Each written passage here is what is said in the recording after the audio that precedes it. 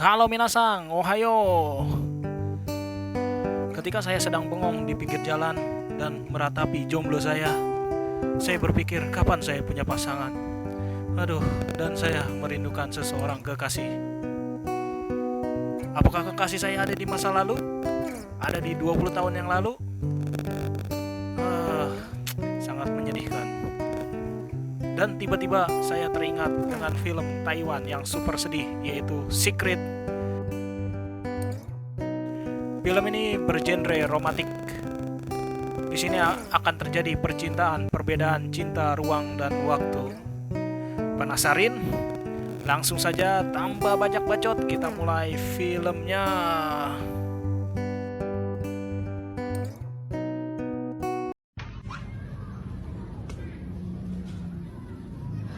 Ya Allah, pengen punya pacar. Ya Allah, boleh pacaran nggak?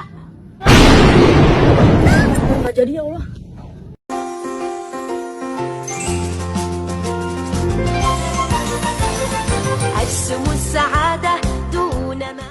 Awal kisah diceritakan ada seorang murid jurusan musik yang baru pindah ke sekolah. Murid ini berbincang dengan siswi sekolah. Tiba-tiba ia tertarik untuk memasuki ruangan piano karena terdengar suara musik yang indah. Ketika pintu dibuka, murid ini kaget melihat seorang wanita yang baru saja selesai memainkan piano.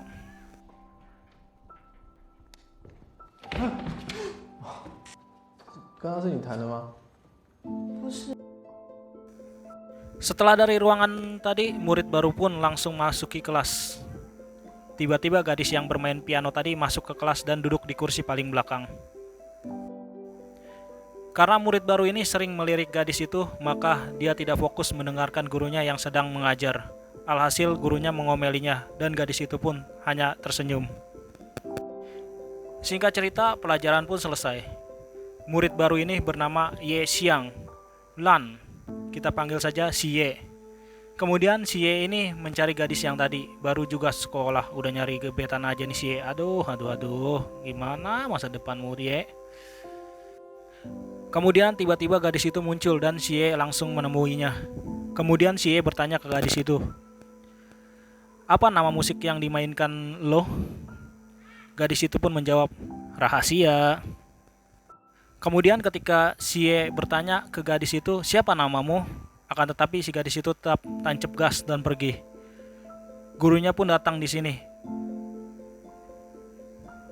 Lalu gurunya berbicara, "Woi, di sini bukan tempat cari pacar. Belajar yang benar. Bubar, bubar, bubar, bubar." Ketika pulang, si Ye pun bertemu gadis itu lagi.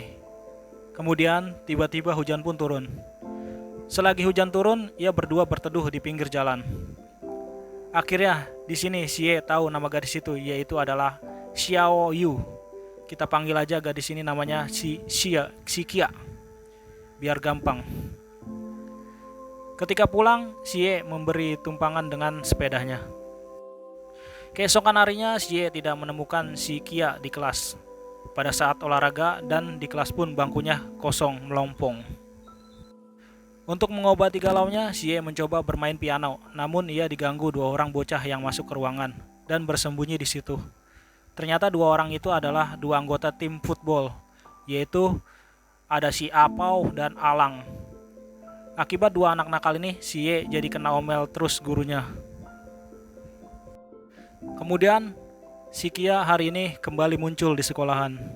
Akan tetapi, ia yang melihat Qing Ying yang suka terhadap Ye, kita panggil aja si Hing. Setelah itu, terjadi pertandingan antara Ye dan murid sang master piano. Semua orang hadir untuk melihat pertandingan itu, termasuk si Kia dan si Hang, termasuk dua berandalan teman barunya si Ye.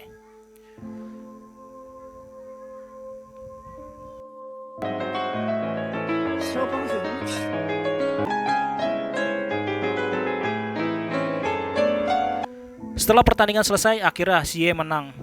Dan pria yang jago piano itu pun mengakui kehebatan si Ye.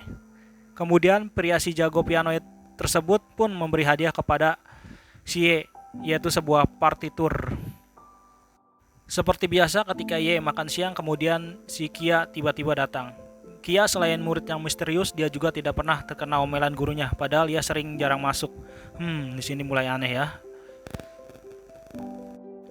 Akan tetapi, si Kia menjelaskan karena dirinya murid teladan, maka guru baik kepada dia dan gak pernah memarahinya. Seperti itu ya. Kemudian ketika Ye sedang bermain piano,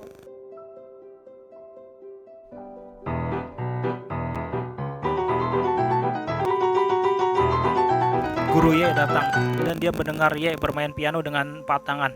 Akan tetapi dia hanya melihat Ye bermain sendirian. Ketika itu gurunya sedang mencari 2 benda andalan itu lagi.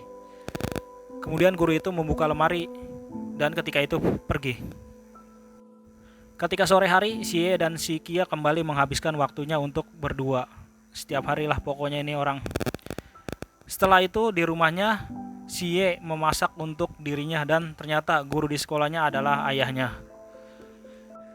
Ketika makan malam, ayahnya yang sekaligus gurunya sering menasehati si Ye agar tidak main dengan 2 berandalan itu.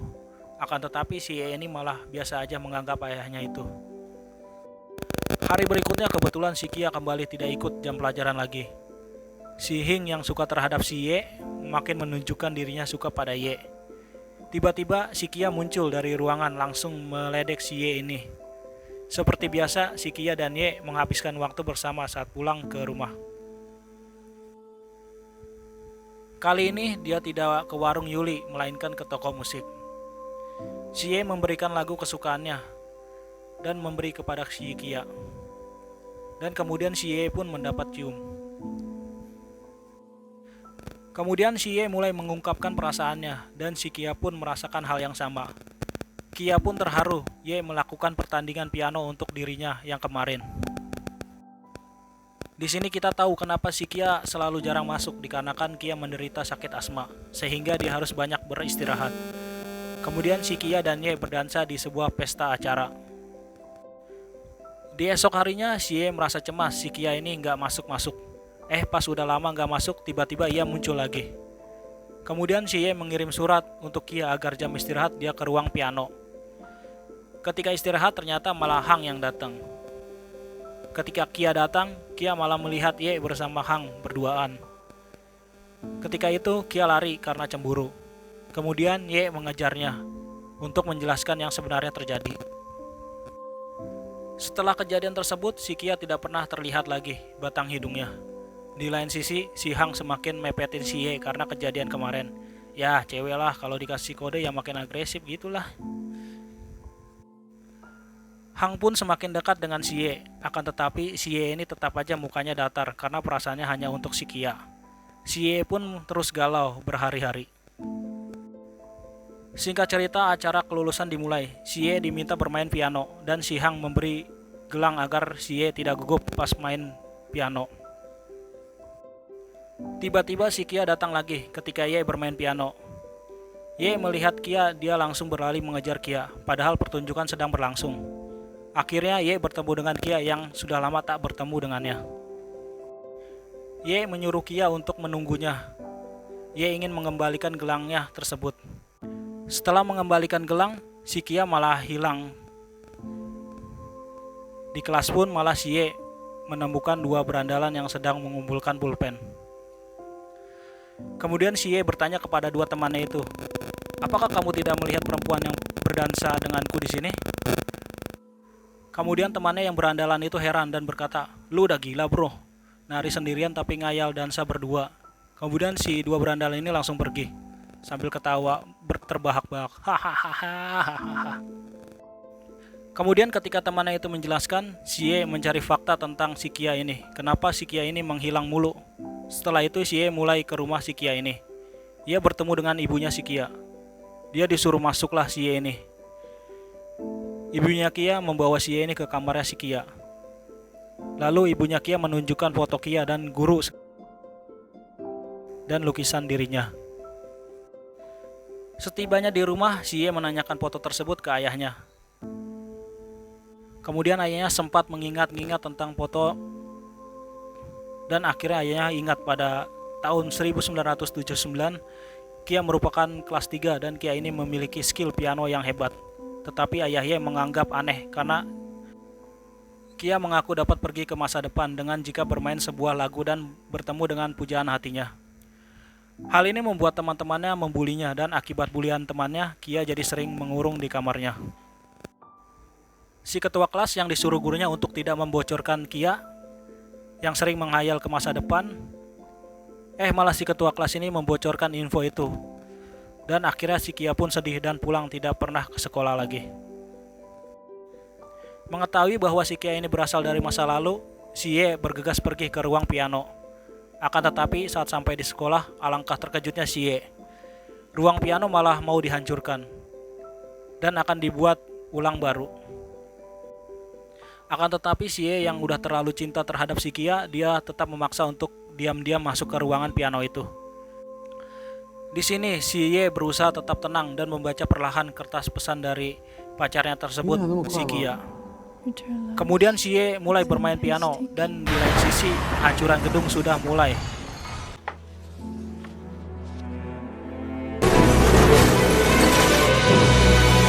Si Ye tetap memainkan dengan harapan dia bisa bertemu dengan si Kia. Ataupun sudah dihancurkan oleh alat berat. Singkat cerita, si Ye berhasil memainkan pianonya dan berhasil melewati lintasan waktu dan kembali bertemu dengan si Kia.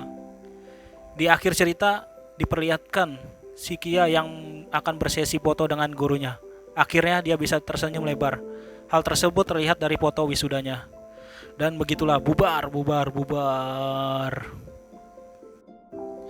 Ya, film itu merupakan film romance yang bercerita tentang seorang pasangan yang berbeda dimensi, waktu dan ruang.